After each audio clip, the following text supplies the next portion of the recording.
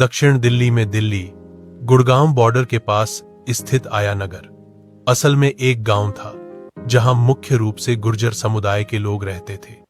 इस समुदाय के पास ज्यादातर जमीन थी और वे खेती, पशुपालन और डेयरी उत्पादन का काम करते थे।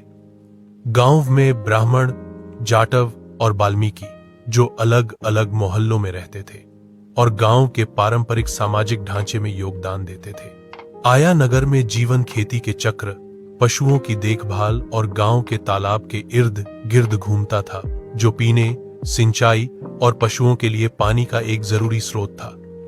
सामाजिक जीवन बहुत जुड़ा हुआ था जिसमें त्योहार, स्थानीय रीति रिवाज और सामुदायिक सभाएं गांव वालों के बीच साझा पहचान और अपनेपन की भावना को मजबूत करती थी।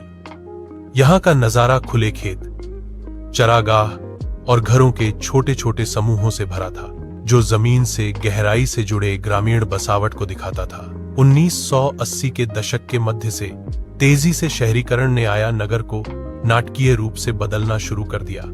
जमीन को तेजी से घरों के लिए बेचा जाने लगा जिससे दिल्ली गुड़गांव कॉरिडोर के पास सस्ते घर ढूंढ रहे प्रवासी आबादी आकर्षित हुई।